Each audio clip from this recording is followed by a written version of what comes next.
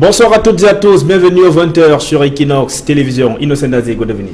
Bonsoir, Sylvester Polizanga. Good evening to you, televiewers, and thanks for joining us in this edition of the 8 p.m. Bilingual newscast on Equinoxe Television. In this edition of the news, we shall be telling you how President Paul Biya of the Republic of Cameroon have had the President of France, Emmanuel Macron, for the very first time since the election of the French President. Both head of states discuss security issues and equally the upcoming Francophonie Day, and as well as security issues around the Lake Chad Basin. Plus in sports, how Russia, host country, has finally sailed through to the quarterfinal phase of the 2018 FIFA World Cup after beating Spain in penalty shootout this afternoon. Entretien téléphonique hier entre Emmanuel Macron et Paul Biya. Le communiqué de l'Élysée qui relaie le contenu de cet entretien ne mentionne nulle part l'évocation de la crise anglophone. Selon l'Élysée, les deux chefs d'État ont évoqué plusieurs autres sujets d'actualité, notamment la lutte contre la secte islamiste Boko Haram et la situation sécuritaire dans le bassin du lac Tchad. Nous en parlerons dans cette édition de 20h. Du 20h, tout comme nous reviendrons sur l'élimination de l'Espagne qui quitte à son tour la phase finale de la Coupe du Monde après l'Argentine hier et le Portugal. Les Espagnols ont été battus cet après-midi à l'issue de la séance des tirs au but par la Russie qui est donc qualifiée pour les quarts de finale de sa Coupe du Monde.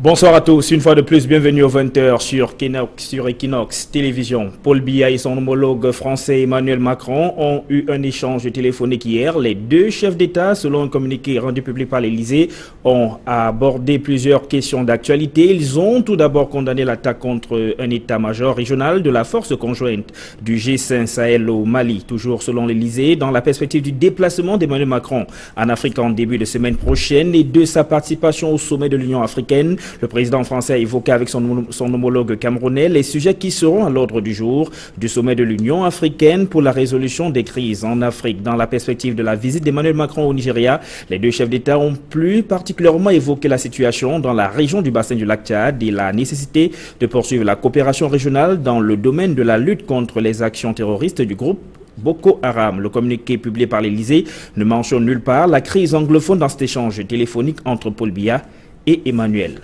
Macron.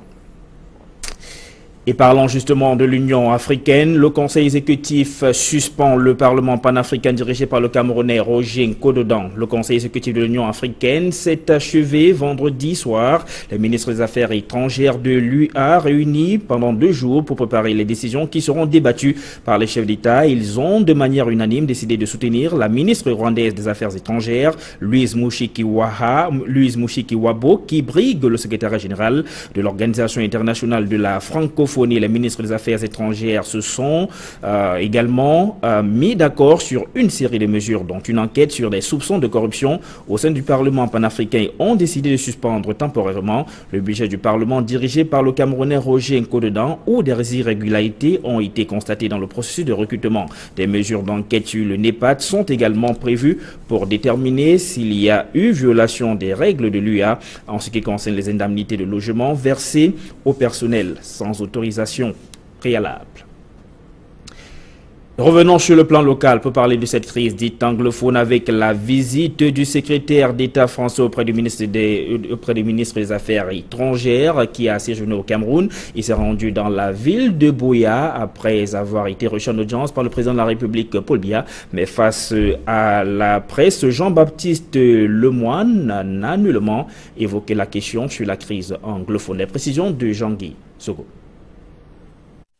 À défaut d'être divers sur la crise anglophone et au sujet de son tête-à-tête avec Paul Biya a tout dit, le secrétaire d'État français auprès du ministre de l'Europe et des Affaires étrangères s'est montré plus loquace au cours de l'audience que lui a accordé le ministre de l'Agriculture. C'est une visite qui est aussi placée sous le signe du C2D, ce fameux contrat de désendettement et de développement, grâce auquel de nombreuses actions partenariales sont conduites entre le Cameroun et la France dans le monde agricole au sens large.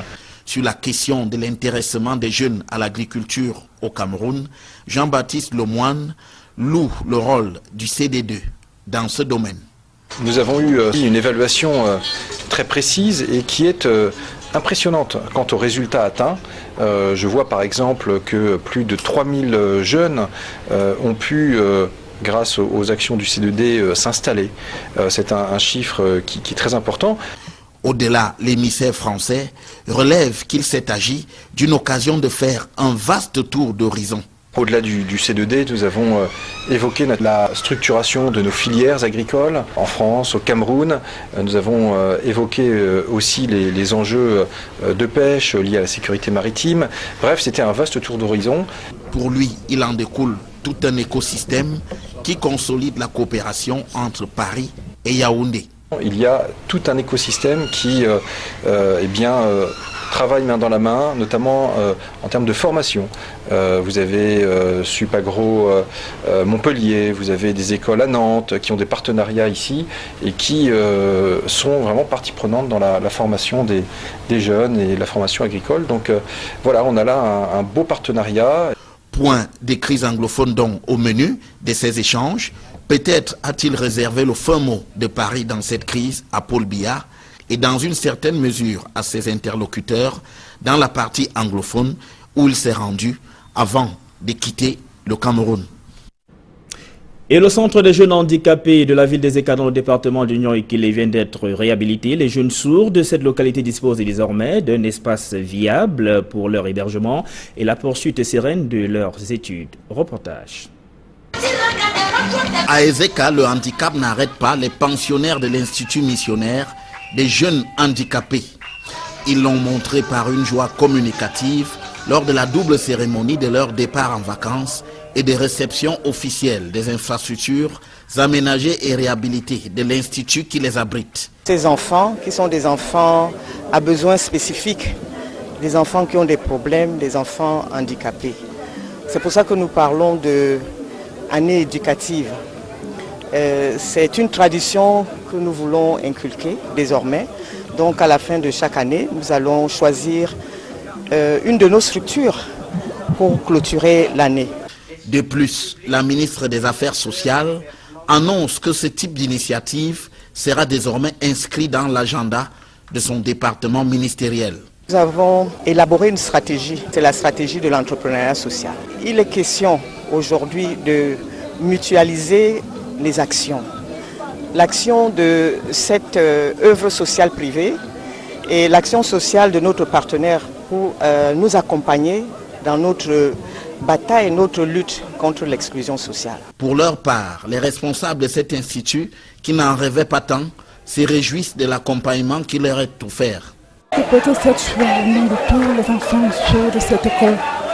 Oui, beaucoup plus. Tout ce que nous avons vu ici, pour le meilleur des enfants. Nous avons profité pour les encadrer à la manière que les autorités souhaitent que nous en fassions. Et tout ce que nous voyons, ça permet également aux élèves d'être heureux, de continuer de fréquenter. Nous remercions également la politique du président, surtout dans le cadre de la protection de l'enfance handicapée. Au cours de cette cérémonie également, les meilleurs élèves ont été primés par des kits scolaires pour la rentrée prochaine. Pour arriver à dessiner le nouveau visage de l'Institut missionnaire des jeunes handicapés des ECA, ce sont 340 millions qui ont été mobilisés par la Fondation Orange, auquel le ministère des Affaires sociales a adjoint 5 millions mis à la disposition de la mairie des ECA. De quoi justifier tout l'entrain des pensionnaires de l'Institut missionnaire des jeunes handicapés des ECA. L'écosophie, en avez-vous déjà entendu parler? Bien, sachez que c'est une science qui consiste à concilier philosophie et protection de l'environnement. L'idée est d'un groupe de philosophes africains. Ces derniers viennent de se rencontrer dans la ville de Yaoundé pour densifier le concept. Jean Guizogo. Et voici des philosophes qui sortent du rituel du maniement des concepts pour lorgner vers la protection de l'environnement. C'est l'aspect qui a préoccupé lors de la première édition du Café philosophique intitulé « Les relations entre politique, loi naturelle et environnement » qui vient de se tenir à l'Institut de philosophie Jean Moukassa, au lieu de la pensée et de la formation philosophique catholique à Yaoundé. Nous avons voulu travailler sur le thème d'année philosophie et environnement. Vu les problèmes écologiques actuels, nous nous sommes dit qu'en proposant une réflexion écologique profonde, une philosophie de l'écologie profonde, on pourrait provoquer à une action écologique, on pourrait provoquer à une plus grande prise de conscience écologique. Il est donc question, à l'image de Diogène, de continuer à chercher l'homme. C'est la même philosophie toujours. Diogène cherchait l'homme. Aujourd'hui, l'homme est en train de se perdre. Nous continuons à chercher l'homme. L'élément naturel dont doit vivre l'homme, il faut le protéger. Ça veut dire que nous sommes toujours dans le même chapitre, la protection de l'homme. Donc on n'a pas changé. La terminologie a peut-être changé. Cela, non pas nécessairement en passant soi-même à l'action, ce qui n'est pas le fort du philosophe, mais de susciter l'action. Notre enjeu est donc d'abord didactique. Parce que le philosophe, c'est d'abord un homme de pensée, ce n'est pas premièrement un homme d'action.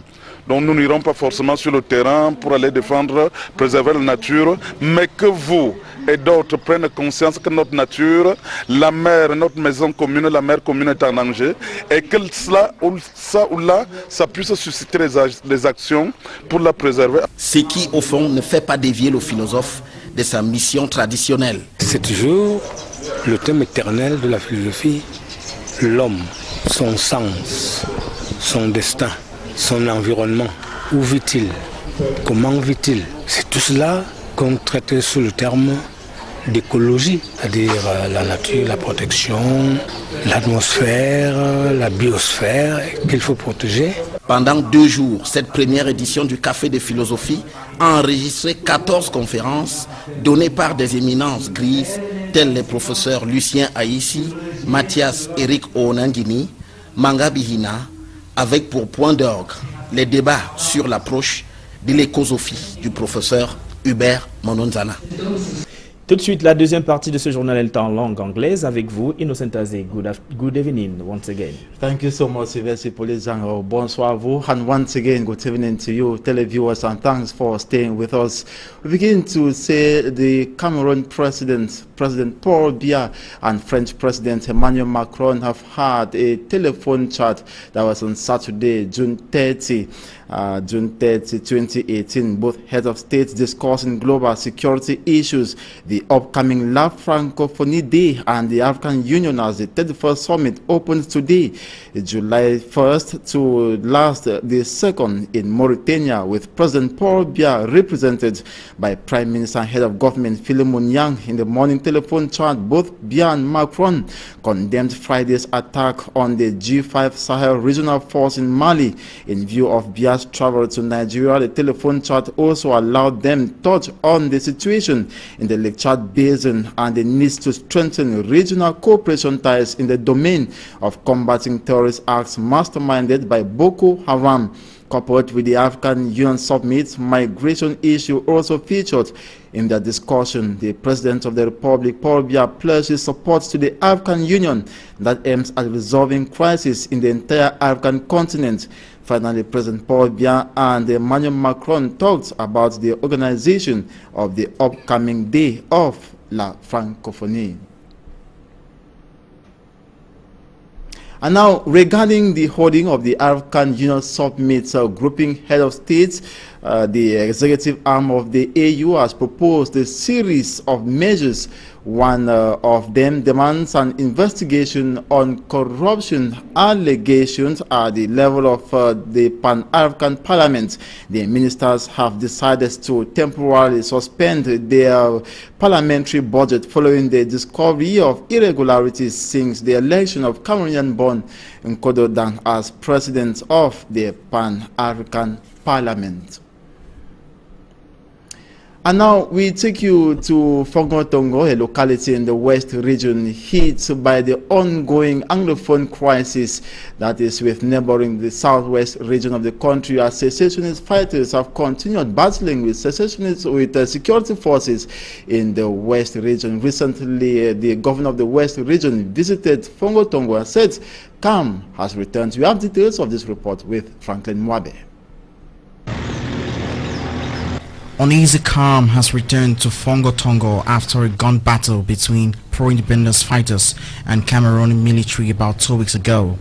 Several persons who fled for safety have now returned to their homes.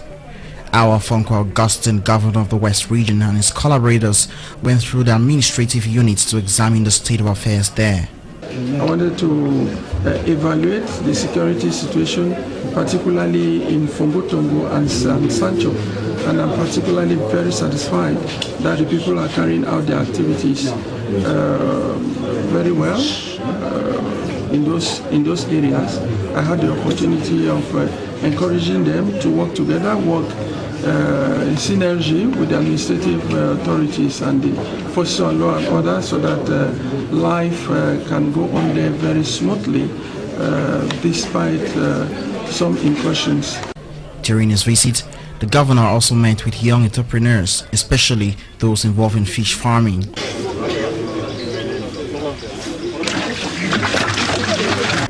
Governor Awa Fonko Augustine told the young entrepreneurs to get closer to competent authorities to seek for funds to upgrade their productive capacity.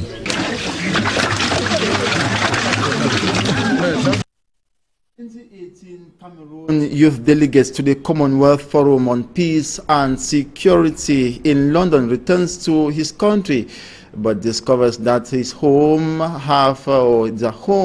has been burnt down, and equally his parents now fleeing the violence into bushes. Buchu Samuel Bache tells us his story in the following reports compiled by Derek Jato. Buchu Samuel Bache, the Cameroon youth delegate to the Commonwealth on Peace and Security, is now wandering in Boya. This youth leader has not only lost his home, but also his family members. My family is living in the bush. I took risks, I saw gun shooting, re-shooting. I went to Banga Bakundu. From a corner, I didn't believe this was Cameroon. The place was like Pakistan or Afghanistan. I'm telling you that this was the worst moment in my life to experience this. I saw live shooting. I went to an environment I could not believe. So the deplorable condition my family are living in, you are living in the bush, you can't stay at home. It's a threat to bullets. Your life you are a threat already, because bullets are moving everywhere on the buildings. He is from an official assignment sent by the Cameroon government to the United Kingdom to represent the country at the 11th Commonwealth Youth Forum in London, that saw over 2,000 youths drawn from Africa and around the world to discuss peace and security challenges. But just to return and be told that their home has been destroyed and his parents have disappeared. The reason is that while he was away in London for Cameroon, back at home, the absence of peace and security he went to advocate for on an international scene pushed his family members into the bushes. This issue is troubling me so much. I don't have peace of mind. My family, they are not in Boya. I'm in Boya. I can eat, I can drink water, but they are suffering. How will I don't have money to relocate them from that environment. I don't have money. What should I do? They were managing their life normally, but they cannot manage. They are suffering. What do you expect me to do? Today, the only thing Buchu Samuel is having with him is the exposure he brought from the London Youth Forum. The first thing I gather is an atmosphere of protocol, atmosphere of decency, atmosphere of focus, atmosphere of desire for or hunger for change. There I met young leaders who have tremendous work achievement in their communities. Youth who own big businesses. The knowledge he received. I learned how some in their countries, they have mutual respect between them and their states. They have this support, from their community in participating and engaging in their activities. Buchu Samuel is today telling people that he did not only come close to an African president, but for the first time had a one-on-one discussion with an African president. That was the president of Rwanda. I happened to meet with the president of Rwanda, that's President Paul Kagame, and we spoke for almost 10 minutes. Then he made me to understand one thing, that give people opportunities. Learn to work in unity. That's how you grow. People are the ones to elevate you, not yourself. People want to keep you there, not yourself. Young people are involved in preventing violence, counter violence, transforming. And today he has taken up the challenge to train youth leaders in Boya on peace and security, but insisted that in a country like Cameroon, where the youth constitute the majority of the population, peace can only be possible when the government start putting the youth at the center of every action. And many youth in Buea are seeing the move as timely. He was in the UK and he came back and he has a lot of things to talk, to share a lot of knowledge about peace and nation building. We are living in an environment where there is no peace and we are not secured. At any time you can be gunned down by stray bullets. You hear gunshot here, and we are living in gunshot. So we think that there is no peace, and that is why such conferences that we are organizing is going to go a long way. Their resolutions, they say, will be forwarded to the government for action. And after the heavy and prolonged gun battle between pro-independence fighters and security forces in the southwest region Friday in Buea, some unidentified persons began compelling denizens of Mile 16 to close their shops within the next 2 hours. The atmosphere in Buea remained tense on Saturday, especially as the corpse of a policeman was discovered in a bush around the checkpoint. The police on the checkpoint were attacked by Amazonian fighters. Reports say denizens who discovered the corpse were all arrested by security forces. Buea, we are told, remained tense this Sunday. And lawyers of the Anglophone detainees, we're talking about Julius Ayuk-Tabe and co, who were extradited from Nigeria and detained in Cameroon. That is, they said to have urged governments to transfer the case file from SET to the military court for hearings to begin. They equally blame government of violating the law. We have details in this report. Detained in secret for close to 6 months now at the State Defense Secretariat in Yaoundé since their arrest and extradition from Nigeria to Cameroon. First information about the Amazonian leaders Julius Ayuk-Tabe and co has been made public. Led by Akere Muna, lawyers of the incarcerated Amazonian leaders, after pressure on government, succeeded to have access to see Julius Ayuk-Tabe and others. La rencontre a bel et bien eu lieu. The encounter successfully took place, but we wish access to meet them was granted us earlier enough and not after 6 months. Pu être vu déjà un peu plus tôt. From their discovery, Julius Ayuk-Tabe and his collaborators of the said Amazonian Republic are in healthy condition. Physiquement, il n'apparaît pas que physically, they don't look traumatized. They are safe and okay in all forms. Apparemment en bon état de forme. As added by Barrister Claude Asira, the leaders are as well morally upright, despite the fact that they have been detained in secret for long and denied enchantment and interaction with people of the outside world. He says the leaders are a little bit worried about their loved ones. Ils doivent nécessairement, au-delà de ce que eux-mêmes peuvent penser, être atteints. The visiting lawyers denounced government's gross violation of the law through the renewal of the 15-day custody as a means to keep them in detention. Generally, when there is renewal, in certain conditions, there are 2 maximum. But the law does not tolerate series of renewals. In this case, we have recorded consecutive renewals.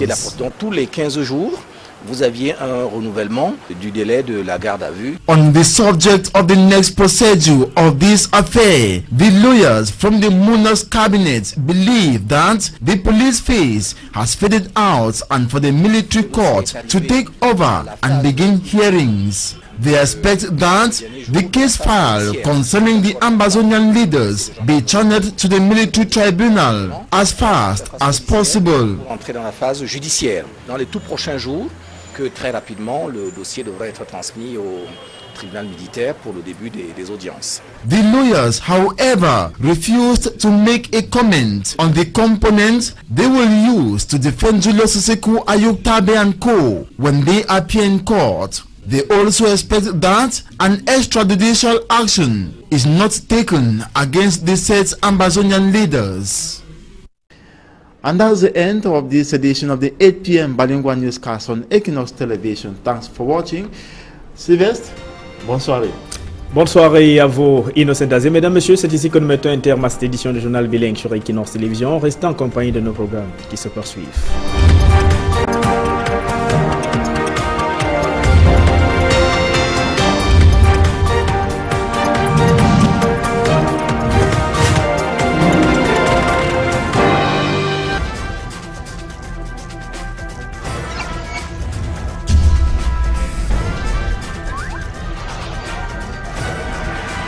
Equinox Télévision, au-delà de l'image.